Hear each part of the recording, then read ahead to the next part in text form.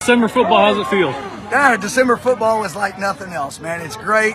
It's such a blessing to be able to play over Thanksgiving, but to be able to take that another week, we're so grateful to spend some more time with the kids, with the coaches, with the community. It's a great feeling to be able to play another week. What was different this time you guys played Georgetown than the last time?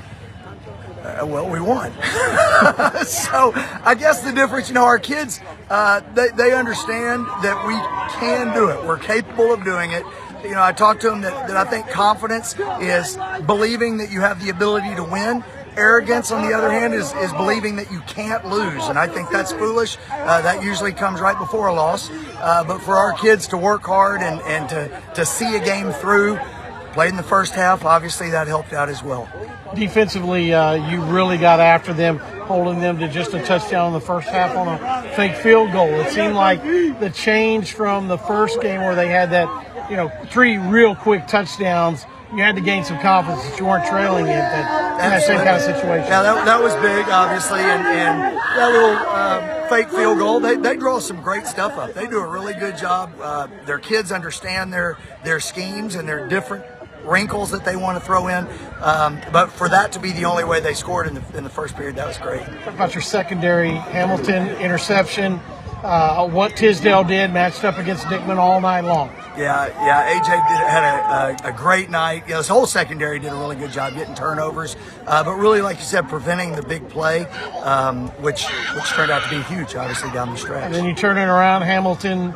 He'll go take a picture again with your running back core. Cash and Will as well. Yeah. So guys that normally aren't getting the football were really big for you today. Yeah, they did a great job, and I think that's a hat tip again to the guys up front, creating some holes and some creases for us to run through. Up front, they did a great job because Georgetown brings the heat. They bring a lot of guys from a lot of places, and for our guys up front to handle that and create those running lanes was really huge. What you make of went to the two-back set back there, Coach, and they really didn't have an answer for that. It was great, and at first it's a little bit of perhaps a bad weather situation where you can, try to run the ball up inside and see what you can get, but we were being successful with that, and so part of our discussion at halftime was not to outthink ourselves. If we could run the ball and move the ball that way and perhaps chew some clock up, but more importantly get some points, then let's go for it. When you had to go to Maiden, he was very accurate, except for a couple passes on that early 3 and out.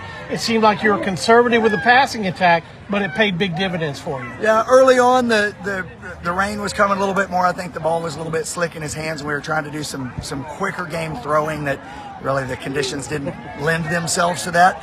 Arrington settled down. We got some better plays in mind for the situation, and he did really well. How about one of the turnover battle on a night like this? Didn't lay the ball on the ground once, Coach. Yeah, that's huge. I think the turnover battle is always a big thing. Obviously, in playoff games, it's even more amplified.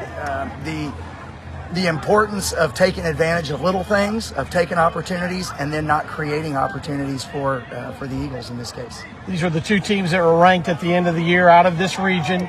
Play Smithson Valley for a region championship. How exciting is that for y'all? Sure. It's a great opportunity for our kids.